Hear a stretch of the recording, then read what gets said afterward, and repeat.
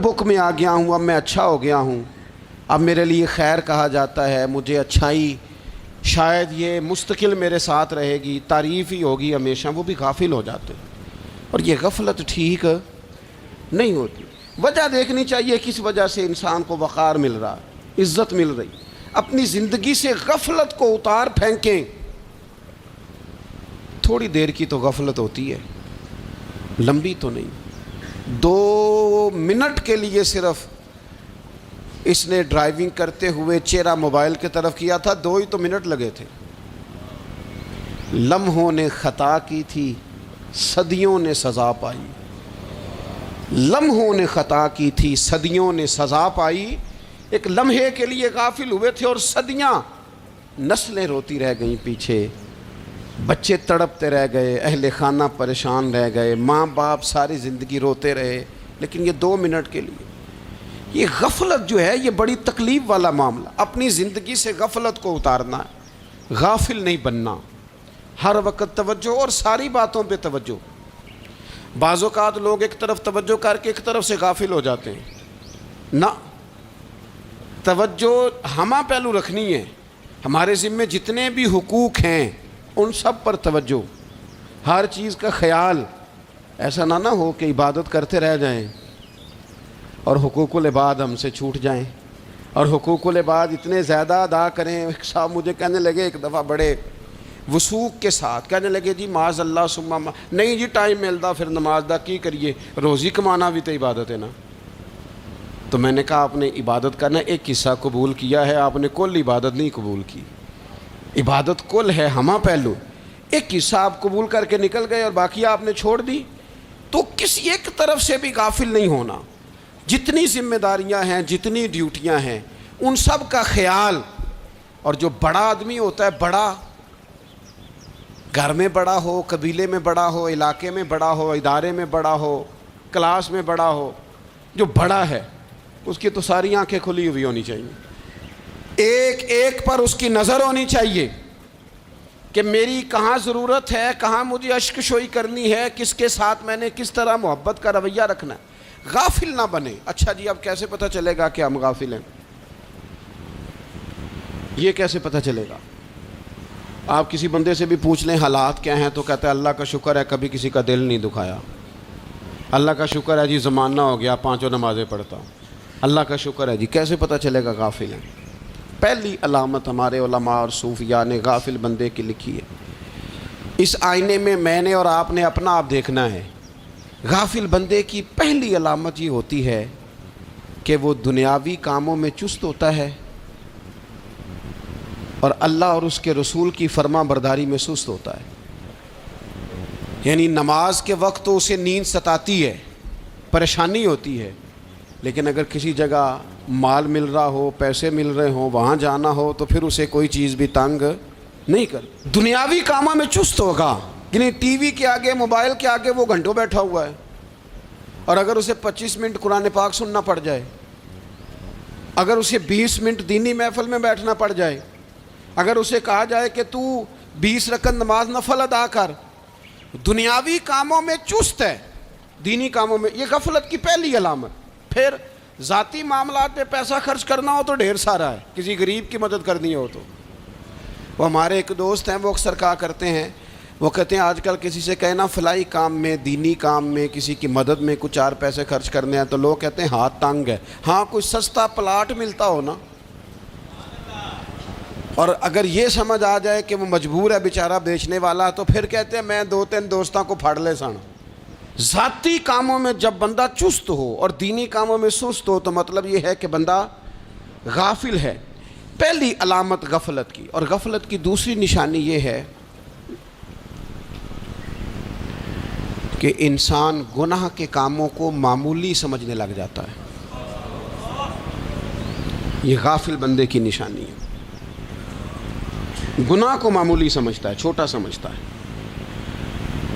आजकल लोग कहते नहीं मैं को अकेला कर रहा हूँ, सारी दुनिया ही करती है।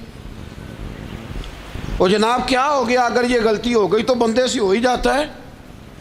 गुनाह को मामूली समझना, छोटा समझना और कहना फिर क्या हो गया है, इंसान से गलती हो जाती है। आप देख लें कि سینکڑوں بیسیوں گناہوں کا بوجھ ہمارے سروں پہ ہوتا ہے، لیکن کوئی ہمارا دبدبہ ہے، کوئی ہماری گفتگو ہے، کوئی ہمارے جملوں میں خود پسندی ہے، کوئی ریاکاری ہے، کوئی تصنع ہے۔ یہ غافل بندے کی علامت ہے۔ نبی اکرم صلی اللہ تعالیٰ علیہ وآلہ وسلم نے فرمایا مومن اپنے گناہوں کو پہاڑ کی طرح سمجھتا ہے۔ یہ بخاری میں حدیث ہے۔ مومن پہاڑ کی طرح جانتا ہے اور وہ ڈرتا ہے کہ کہیں وہ پہاڑ اس کے اوپر گر نہ جائے، یعنی کہیں مجھے میرے گناہ کی سزا نہ مل جائے۔ چھوٹے گناہ کو بھی پہاڑ جانتا ہے، یار مجھ سے غلطی ہو گئی، مجھے ٹھیک کر لینی چاہیے، مجھے معافی لے لینی چاہیے، مجھے توبہ کر لینی چاہیے۔ مومن اپنے اوپر گناہ کو پہاڑ کی جانب سمجھتا ہے۔ اور حضور علیہ الصلوۃ والسلام فرماتے ہیں کہ یہ جو فاسق اور فاجر ہوتا ہے نا، اللہ کا نافرمان، یہ گناہ کو مکھی کی طرح سمجھتا ہے۔ یہ سمجھتا ہے میں نے اشارہ کرنا ہے، مکھی نے اڑ جانا ہے۔ مومن کی علامت یہ ہے کہ وہ پہاڑ جانتا ہے، اگر غلطی ہو جائے تو پہاڑ۔ امام اعظم ابو حنیفہ رحمۃ اللہ علیہ گزر رہے تھے تو بارش ہو گئی تھی اور کوفہ میں کیچڑ تھا، تو آپ نے جو جوتے پہنے ہوئے تھے ان جوتوں سے چلتے ہوئے نا آپ کے پاؤں سے کچھ مٹی اڑی، تو سامنے ایک یہودی تھا، اب اس زمانے میں دیواریں کچی ہوتی تھیں، اس کے دیوار پر جا کے وہ مٹی جو تھی وہ لگ گئی۔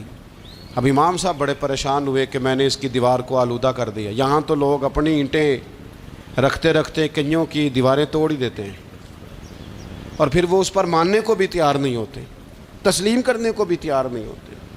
وہ کہتے ہیں پھر کیا ہو گیا، اب ہمارا یہاں گھر ہے تو ہم نے ٹرالی منگوانی نہیں تھی، ہمارا حق بنتا تھا۔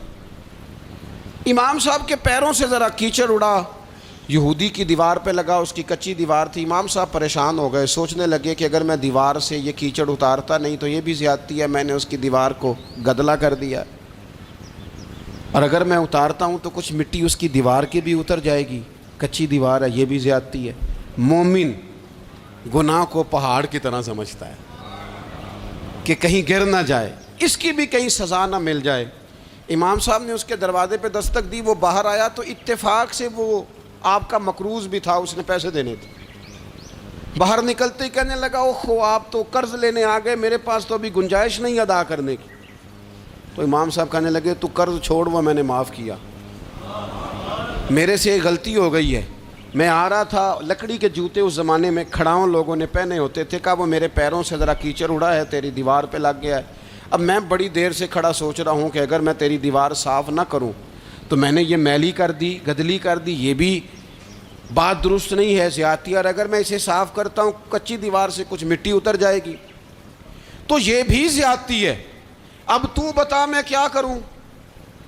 تو بے موسمہ پھل تھا نا یہ، تو بے موسمہ پھل دیکھ کے بندہ حیران ہو جاتا ہے، جو باتیں روٹین میں نہ ہو رہی ہوں وہ ذرا انوکھی لگتی ہے، بندہ حیران ہو گیا، غور سے امام صاحب کا چہرہ دیکھنے لگا، غور سے چہرہ دیکھنے لگا۔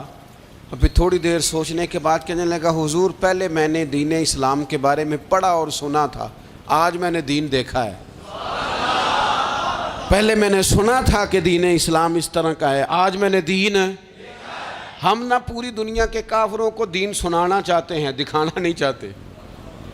ہم نیک نظر آنا چاہتے ہیں، نیک بننا نہیں چاہتے۔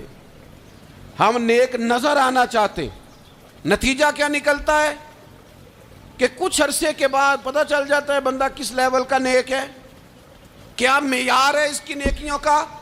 کہنے لگا حضور پہلے میں نے دین سنا تھا، آج دیکھا ہے۔ آپ وہ مٹی کی دیوار پر جو کیچڑ لگ گیا ہے، دیوار کو بعد میں صاف کیجئے گا، پہلے کلمہ پڑھائیں تاکہ میرے اندر کا کفر صاف ہو جائے، مجھے مسلمان کر دیں۔ تو غافل آدمی جو ہوتا ہے نا وہ پھر تیسری بات، جب بندہ بہت زیادہ غافل ہو جاتا ہے پھر اعلانیہ گناہ کرنے لگتا ہے۔ ایک گناہ پھر اس کا اظہار گناہ۔ ایک بندہ حدیث پاک میں آتا ہے، ایک بندہ رات کو کوئی غلطی کرتا ہے، اللہ تعالیٰ اس پہ پردہ ڈال دیتا ہے، لیکن وہ سویرے خود لوگوں کو بتاتا پھرتا ہے میں نے یہ کیا، میں نے یہ کیا۔ جب آپ اظہار گناہ کرتے ہیں نا تو سامنے والا بھی دلیر ہوتا ہے، کہتا ہے اس نے کیا میں کر لوں گا تو پھر کیا ہوا۔ ہمارے علماء نے لکھا ہے کسی کی نماز قضا ہو جائے تو کسی کو بتائے نہ، قضا پڑھ ڈالے، اس کا جگہ جگہ ذکر نہ کرے، جب آپ کہیں گے نا میری قضا ہو گئی، تو آپ کے ساتھ رہنے والا بچہ دوست سمجھے گا یار اس کی قضا ہو گئی ہے تو میری بھی ہو جائے گی تو کیا ہوا۔ گناہ کرنا بھی گناہ ہے اور گناہ کا اظہار بھی گناہ ہے۔ نبی اکرم صلی اللہ تعالیٰ علیہ وآلہ وسلم نے ارشاد فرمایا میری ساری امت کو معافی مل جائے گی سوائے ان لوگوں کے جو اعلانیہ گناہ کرتے ہیں۔ یہ بخاری مسلم دونوں میں حدیث موجود ہے۔ جو اعلانیہ گناہ، جنہوں نے خود ساری دنیا کو گواہ بنا لیا، میں نے یہ بھی جرم کیا، یہ بھی کیا، یہ بھی کیا، یہ بھی کیا، خود انہوں نے لوگوں کے، بہت بڑے غافل آدمی کی علامت ہے کہ گناہ کرے اور پھر اوپر سے اعلانیہ گناہ کرے، اتنا بڑا جرم کرے۔ پھر چوتھی علامت اگر ہم دیکھنا چاہیں کہ ہم غافل تو نہیں، تو غافل بندے کی چوتھی علامت یہ ہوتی ہے کہ وہ فضول کاموں میں وقت بڑا ضائع کرتا ہے۔ فضولیات میں ادھر بیٹھے ہیں، ادھر بیٹھے ہیں، یہاں گپ شپ ہو رہی ہے، وہاں موبائل دیکھا جا رہا ہے، پھر کچھ ٹائم ملا ہے تو پھر کہیں دور دراز کسی ہوٹل پہ کھانا کھانے چلے گئے، پھر کچھ ٹائم ملا تو چلو نکلتے ہیں ذرا کوئی ہفتہ سیر کر آتے ہیں، یہاں گپ شپ ہے، فلاں کو ڈسکس کر لیتے ہیں، فلاں کے بارے میں بات کر لیتے ہیں، سیاسی تبصرے کر لیتے ہیں، یہ تھوڑی گفتگو ہو جاتی، چلے محلے داروں پہ تبصرہ شروع کرتے ہیں، کون روٹی زیادہ کھا رہا ہے اور کس کے پاس پیسے زیادہ آ گئے، چلو جا کے پتہ کرتے ہیں۔ حالانکہ یہ پتہ نہیں کرنا چاہیے تھا، پتہ تو اس کا کرنا چاہیے تھا جو بیچارہ کل سے بھوکا ہے، خبر تو اس کی رکھنی چاہیے تھی جس بیچارے کے گھر میں بچوں کے لیے پہننے کو کپڑے موجود نہیں ہیں۔ اس پر تبصرہ یہ کرتے ہیں کہ یہ محنت کیوں نہیں کرتے، اور اگر کسی پر اللہ عطا کر دے پھر حساب ضرور لگاتے ہیں کہ ذرا معلومات کرو یہ اتنی جلدی آگے کیسے نکل گئے۔ غافل بندے کی علامت ہے وقت کا ضائع کرنا اور فضول کاموں میں ضائع کرنا اور بلا وجہ ضائع، اور ایسے سوالات کرنا جن کی ضرورت ہی کوئی نہیں، بالکل ضرورت ہی نہیں، کوئی مطلب ہی نہیں، لیکن ہم لوگ وقت ضائع، یہ غفلت کی علامت۔ غفلت اللہ والوں کی علامت کیا تھی؟ ایک بات انہوں نے زندگی میں لے لی، سیکھ لی، پھر ساری زندگی اسی پہ گزار دی۔ ان کا ارادہ تھا نا کشکول سیدھا کیا۔ کچھ لوگ ساری زندگی لیکچر قبول لے کے سن کے پھر بھی سمجھنے کو تیار، یہ غافل دل کی علامت ہے۔ اس لیے نبی پاک صلی اللہ تعالیٰ علیہ وسلم نے فرمایا دو نعمتیں ایسی ہیں جن میں اکثر لوگ غفلت میں ہیں، ایک صحت اور دوسری فراغت۔ لوگ بلا وجہ وقت ضائع کرتے ہیں۔ اللہ نے صحت دی ہے، کسی خیر کے کام میں لگائیں۔ اگر آپ کے پاس فارغ وقت ہے تو قرآن پاک کو یاد کریں، ترجمہ اور تفسیر سے پڑھیں، محبوب پاک علیہ السلام کی احادیث کو یاد کریں، اللہ والوں کی باتیں سنیں۔ وقت ملے تو عبادات میں لگائیں، نوافل میں لگائیں، تلاوت میں لگائیں، ذکر اذکار میں لگائیں، اور پھر اللہ مزید توفیق عطا کرے تو کسی کے بھلے میں وقت لگائیں، گلی سے کوئی کانٹا اٹھائیں، کوئی روڑا اٹھائیں، کوئی کسی کی مدد کریں۔ لیکن یہ غافل ہونے کی علامت ہے کہ اپنے وقت کو ضائع کرنا۔ اور پھر اسی طرح غفلت کی پانچویں علامت یہ ہے کہ اگر بندے کو دنیا سے پورا پیار ہو جائے، یعنی شب قدر میں بھی آ کے کہتا ہے یا اللہ کبھی پیسے دے دینا، شب برات والے دن بھی کہتا ہے کہ مالک اگر کبھی کوئی ایسا سبب لگ جائے نا، یعنی بیت اللہ شریف کے سامنے کھڑے ہو کے بھی اگر اس نے مال ہی مانگنا ہے وہاں بھی اس نے یہی سوال کرنا ہے، حب دنیا اتنی غالب آ جائے، تو یہ غافل ہونے کی علامت۔ دنیا ضرورت ہے، مقصد نہیں ہے، دنیا کی حاجت ہے، مقصد نہیں ہے، یہ مقصود نہیں۔ اور جب لوگ فقط دنیا کے مال کو، دولت کو، نبی پاک علیہ السلام نے فرمایا وہ لعنتی ہے جو درہم اور دینار کا بندہ بن گیا ہے، پیسوں کا بندہ بن گیا ہے، مل جائے تو خوش ہوتا ہے، نہ ملے تو تکلیف میں آ جاتا ہے۔ یہ غافل بندے کی علامت۔ مومن تو وہ ہوتا ہے کہ دولت رزق حلال ضرور کماتا ہے تاکہ کسی کے آگے ہاتھ نہ پھیلانا پڑے، کوشش ضرور کرتا ہے، پر دنیا کو جیب میں جگہ دیتا ہے، دل میں نہیں دیتا۔ اس کی جگہ جہاں ہے اسے وہاں رکھتا ہے، اسے دل میں جگہ، دل تو ایک ہے، اس میں رب و رسول کو بسائیں گے یا کسی اور کو بسائیں گے؟ تو حب دنیا یہ غافل ہونے کی بہت بڑی علامت ہے۔ پھر اسی طرح جو بندہ رب کریم کو جانتا نہیں نا، وہ بھی غافل ہو جاتا ہے۔ ایک تو جو یہ نہیں نہ جانتا کہ رب کریم سزا دے گا، وہ مجھے دیکھ رہا ہے، اسے نہ اونگ آتی ہے نہ نیند آتی ہے۔ جو اس کی معرفت نہیں رکھتا کہ میرا رب ہر وقت مجھے دیکھ رہا ہے، وہ بھی غافل ہو جاتا ہے۔ جسے پتہ ہونا کہ مجھے دیکھ رہا ہے وہ غافل نہیں ہوتا، اور جو یہ سمجھ لیتا ہے نا کہ شاید معاذ اللہ ثم اس یقین کو پکا نہیں کرتا، وہ غافل ہو جاتا ہے۔ اور ایک جو یہ نہیں نہ جانتا کہ رب مہربان کتنا ہے، وہ بھی غافل ہو جاتا ہے۔ مجھے بتائیے سب سے زیادہ تو بندہ اس کے دروازے پہ جاتا ہے نا جو سب سے زیادہ مہربانی کرنے والا ہو، اس دروازے سے بندہ اٹھتا ہی نہیں۔ تو جس کو یہ یقین ہو جائے نا سب سے زیادہ کرم فرمانے والی ذات اللہ رسول کی ہے، وہ کبھی رب رسول سے غافل نہیں ہوتا، وہ کبھی اللہ رسول کا دروازہ چھوڑ کے نہیں جاتا، وہ کبھی کسی اور جگہ جا کے پناہ تلاش نہیں کرتا۔ جسے پتہ چل جائے نا وہ کریم کتنا ہے، مہربان کتنا ہے۔ ملا رومی رحمۃ اللہ علیہ فرماتے ہیں بہت بڑا مجرم تھا ایک بندہ، بہت بڑا گناہگار تھا، بت کو پوجتا تھا، تھک گیا، ساری رات بت کے سامنے کھڑا تھا، معاذ اللہ یا صنم یا صنم یا صنم کہتے، تھک گیا، نیند آ گئی، اونگ آ گئی۔ جب پوری طرح نیند آ گئی اور دماغ پہ نیند قبضہ کرنے لگی تو اس کے منہ سے نکل گیا، صنم صنم کہہ رہا تھا نا، نکل گیا یا صمد، او بے نیاز مالک۔ رب کریم نے فرشتوں سے فرمایا دوڑ کے جاؤ، جو کہتا ہے اسے دے دو۔ فرشتے کہنے لگے مالک تو بت کو پکار رہا تھا، اس نے تو غلطی سے نام لیا ہے۔ فرمایا مجھے نہیں پتا، لیکن دیکھو نا اس نے مجھے پکارا تو ہے نا، کتنی دیر سے جھوٹے کو پکار رہا تھا، اس کا معاملہ حل نہیں ہوا۔ اب اگر سچے کو پکارنے پہ بھی حل نہ ہوا تو فرق کیا رہ جائے گا؟ دے دو جو مانگتا ہے، دے دو۔ میرے دوست گر پتہ چل جائے وہ کریم کتنا ہے، وہ مہربان کتنا ہے۔ میرے رسول پاک علیہ الصلوۃ والسلام نے تو فرمایا تیری آنکھ سے اگر اس کے خوف سے اتنا آنسو بھی نکل گیا جتنا مچھر کا پر ہوتا ہے، تو جس طرح بھینس کے تھنوں سے نکلا ہوا دودھ واپس تھنوں میں نہیں نہ جاتا، جو اتنا بھی روئے نہ روئے اللہ کے خوف سے، وہ بندہ دوزخ میں نہیں جائے گا۔ تھوڑی دیر کے لیے ڈر جائے اپنے رب سے، آئے تو صحیح۔ عدم معرفت غفلت پیدا کرتی ہے، تو آ تو صحیح، وہ تو کریم ہی بڑا ہے، وہ تو مہربان ہی بڑا ہے۔ حضرت زنیرہ رضی اللہ تعالی عنہ حضور کی صحابیاں ہیں۔ ایام جو مکے کے تھے مسلمانوں پر بڑی آزمائش کے تھے، انہیں بڑا مارا کفار نے، اتنا مارا کہ ان کی بینائی چلی گئی، نظر آنا بند ہو گیا۔ کافروں کی عورتوں نے تانا دیا کہ تو نے ہمارے بت چھوڑے ہیں نا، تو دیکھنا تیری بینائی چلی گئی۔ تو جناب زنیرہ اللہ پہ بھروسہ، توکل، معرفت الہی کا جذبہ، اٹھ کے کھڑی ہو کہنے لگی چپ کرو، تمہارے جھوٹے بت کیا کر سکتے ہیں، میرا رب چاہے تو صبح جب میں اٹھوں تو میری آنکھیں روشن ہوں، اگر کریم کرم کر دے۔ لوگ کہتے ہیں واقعی ایسا ہوا، جب وہ سویرے اٹھی تو اللہ نے ان کی روشنی واپس کر دی تھی۔ تجھے پتہ چل جانا وہ مہربان کتنا ہے۔ وہ ایک بزرگ تھے تو ان سے کسی نے کہہ دیا کہ اگر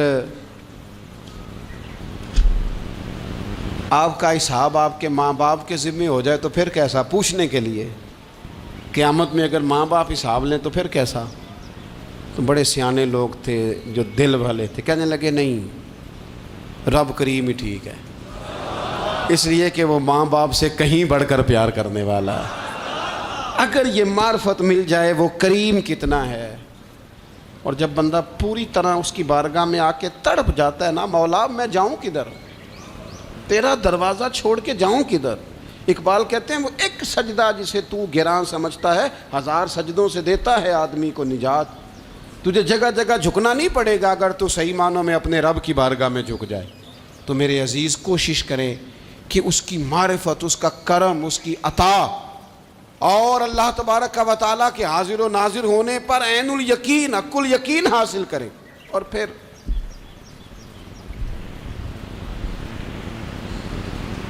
آٹھویں بات یہ ہے کہ غافل لوگوں کی صحبت بھی بندے کو غافل کر دیتی ہے۔ غافلوں کی صحبت میں نہ بیٹھیں، ان کی صحبت میں بیٹھیں جن کے پاس بیٹھنے سے دل میں رب رسول کی محبت پیدا ہوتی ہے۔ غافلوں سے بچیں۔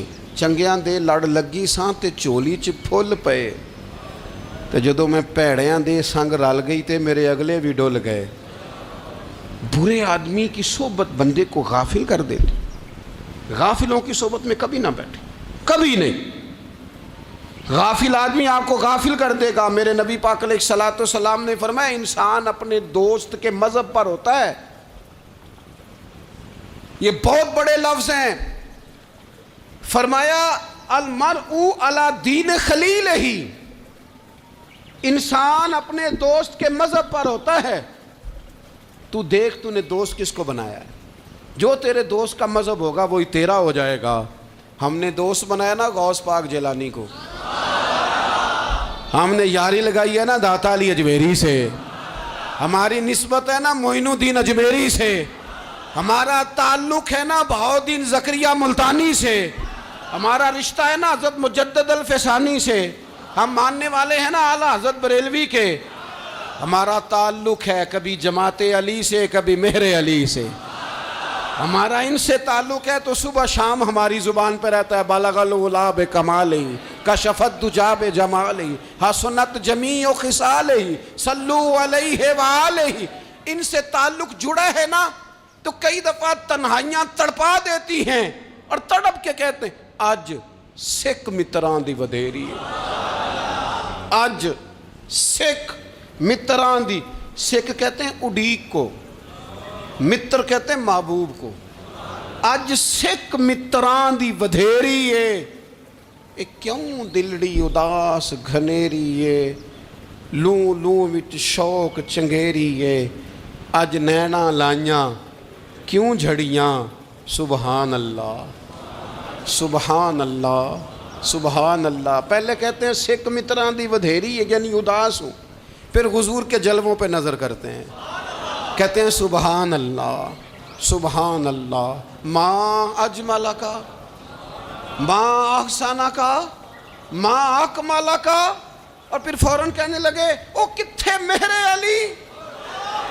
او کتھے مہر علی، کتھے مہر علی تے کتھے تیری سنا، اب ایکھو مشتاق اکھیں کتھے جاڑیاں، بلغ العلا بے کمال کشفت دجا بے، اور میرے اعلیٰ حضرت کہنے لگے سرور کہوں کہ مالک و مولا کہوں، باغ خلیل کا گلے زیبا کہوں تجھے، تیرے تو وصف عیب تناہی سے ہیں بری، حیران ہوں میرے شاہ میں کیا کیا کہوں تجھے۔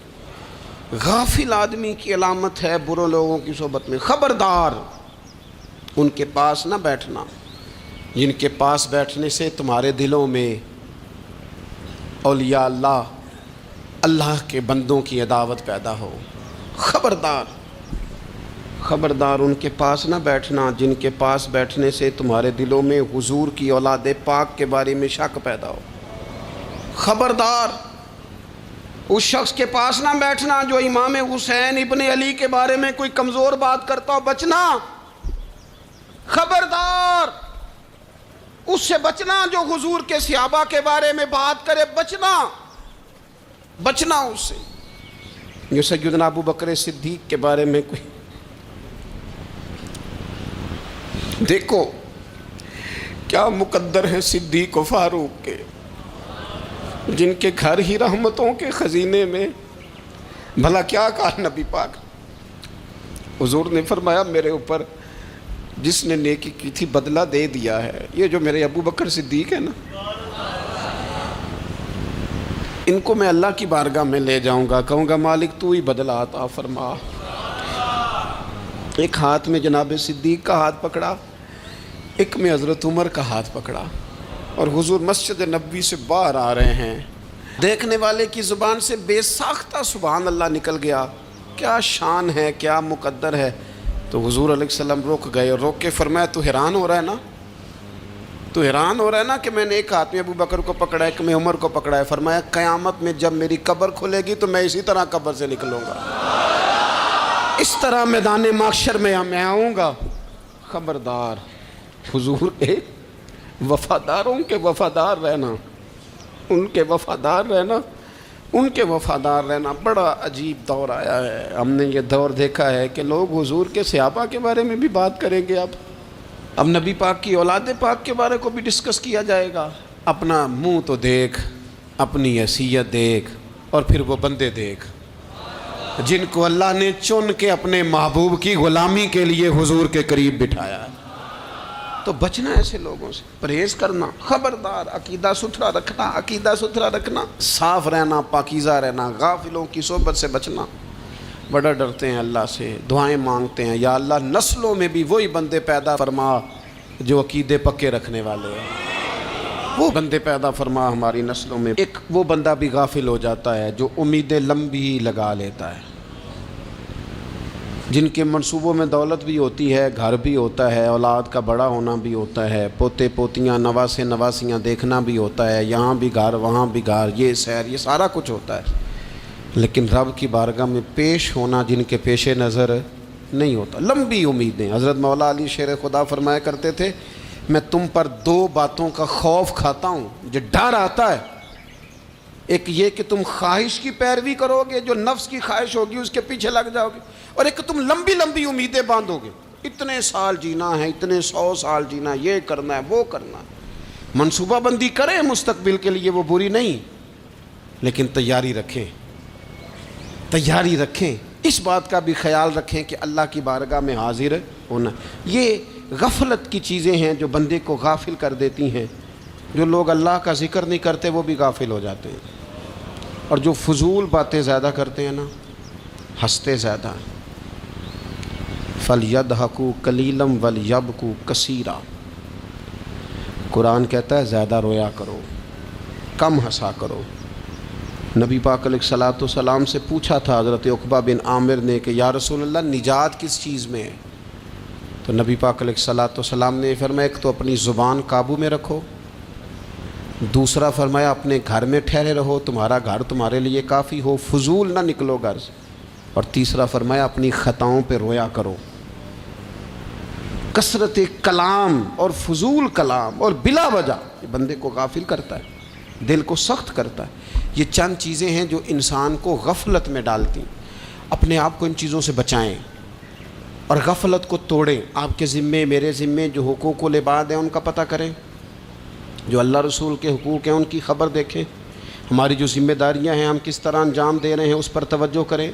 اپنے معاملات کو ٹھیک کریں. ہم انسان ہیں، کوتاہیاں تو رہ جائیں گی، لیکن جب کوشش کریں گے تو پھر رب تعالیٰ مدد بھی فرمائے گا. ایک بات اور کرنی ہے، ایک تو میں نے عرض کیا غفلت کو توڑنا، ایک دوسری بات قرآن مجید کا ایک سبق اور. جب غفلت توڑنی ہے تو پھر لازمی طور پر ایک کام کرنا پڑے گا. میں نے یہ عرض کیا تھا کہ پلاننگ نہیں کرنی، فیصلہ کرنا ہے. تو فیصلہ کرنا ہے تو کرنا کیا ہے؟ پھر قرآن حکیم نے سورہ بقرہ میں کہا فاستبقوا الخیرات، یعنی تم نیکیوں کی طرف دوڑو، جلدی جلدی نیکیاں کرو، فٹافٹ، دیر نہ کرو. فٹافٹ سے مراد یہ نہیں کہ نیکی جلدی جلدی کر جاؤ، یعنی ٹال مٹول نہ کرو خیر کے کام میں. کل کریں گے، پرسوں کریں گے، عمرہ کر رہے ہیں پھر نیکی ہیں، حج کر رہے ہیں پھر نیکی ہیں، بچے بیال ہوں پھر میں نیک ہوں. یہ تھوڑا سا یہ کام ٹال مٹ. فاستبقوا الخیرات، نیکیوں کی طرف دوڑو، جلدی کرو، بھاگو. نبی پاک صلی اللہ تعالیٰ علیہ وسلم نے فرمایا 5 چیزوں سے پہلے غنیمت جانو. حضور علیہ الصلوۃ والسلام فرمانے لگے ایک تو تم جوانی کو نہ بڑھاپا آنے سے پہلے پہلے غنیمت سمجھ لو. نبی کریم صلی اللہ تعالیٰ علیہ وآلہ وسلم ارشاد فرمانے لگے کہ اپنی صحت کو غنیمت جان لو بیماری آنے سے پہلے پہلے. پھر حضور علیہ الصلوۃ والسلام فرمانے لگے اگر اللہ نے تمہیں مال دیا ہے، وسعت دی ہے، تو نیکی کر لو، خرچ کر لو اللہ کے راستے. خدا نہ خواستہ تم پر غریبی آ جائے. اور پھر حضور سید عالم صلی اللہ تعالیٰ علیہ وسلم فرمانے لگے اگر تمہیں اللہ نے کچھ فراغت دی ہے، بہت زیادہ مصروف نہیں ہو، تو غنیمت جان لو، جلدی سے نیکی کر لو قبل اس کے کہ تم مشغول ہو جاؤ. اور 5ویں بات حضور نے بیان کی، فرمایا زندگی کو غنیمت جانو موت آنے سے پہلے پہلے. اور انسان کی زندگی کا بہت بڑا مسئلہ ہے، وہ کہتا ہے مجھے میری ضرورت پوری ہونی چاہیے، اور وہ اپنی سب سے ضرورت روزی روٹی کو سمجھتا ہے. حالانکہ سب سے بڑی حضرت زندگی میں راستوں کا پیدا ہونا یہ زندگی کی خوبصورتی ہے.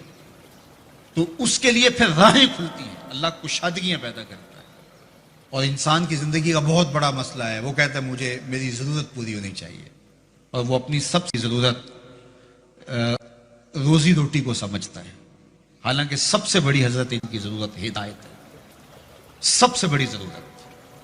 اور یہ وہ شے ہے جو ہم ہر روز ہر نماز کی اہدنا الصراط المستقیم، یہ روزانہ مانگنا پڑتا ہے۔ اور رزق اللہ نے اپنے ذمہ کرم پہ لیا ہے، وہ ان کو بھی دیتا ہے جو نہیں مانگتے۔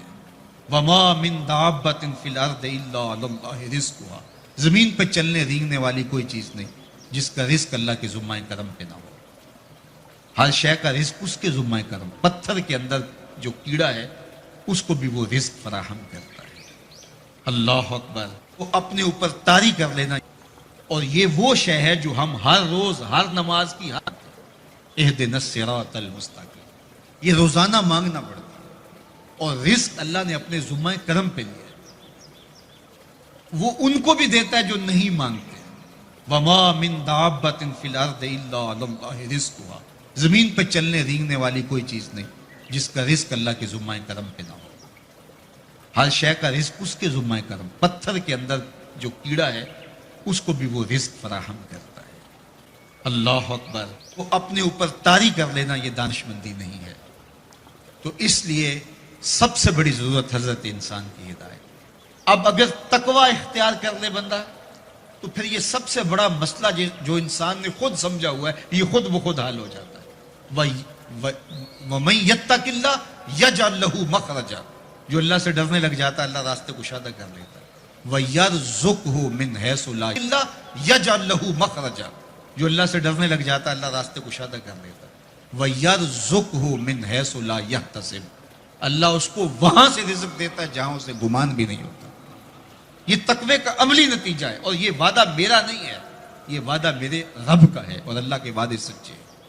یہ کسی مفکر نے، یہ کسی معاشیات کے ماہر نے نہیں بتایا کہ تم یہ کرو گے تو یہ نتیجہ ہوگا۔ ماہر معاشیات کے مشورے کو ہم قبول کرتے ہیں کہ یار اس نے معاشیات کو پڑھا ہے، اس نے جو بتایا ہے وہ اس کا نتیجہ وہی ہوگا۔ یہ جس نے معاشیات کو پیدا کیا ہے، جس نے رزق کو پیدا کیا کبھی اس کی سنتا ہوں، تمہیں کس نے کہا میں تنہا ہوں، میں تو دم دم اپنے رب کے ساتھ۔ تو قرآن مجید کی تلاوت دن کے اجالوں میں بھی اور رات کی تنہائیوں میں، فرمایا کہ راتوں کی تنہائیوں میں اٹھ کے قرآن پڑھا کرو اور قرآن پڑھتے ہوئے رویا کرو۔ پھر آگے فرمایا فَإِلَّمْ تَبْكُوا فَتَبَاكُوا، اور اگر رونا نہ آئے تو رونے کی کوشش کیا کرو۔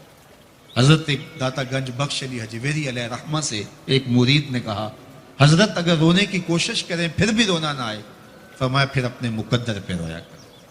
تم اتنے سنگ دل ہو گئے ہو کہ تم رونا چاہتے بھی ہو، تمہاری آنکھیں آنسوؤں کا خراج نہیں دیتی۔ حضرت رومی علیہ رحمہ بولتے ہیں کہ جہاں پانی گرتا ہے وہاں سبزہ اگتا ہے، جہاں آنسو گرتے ہیں وہاں رحمت اترتی۔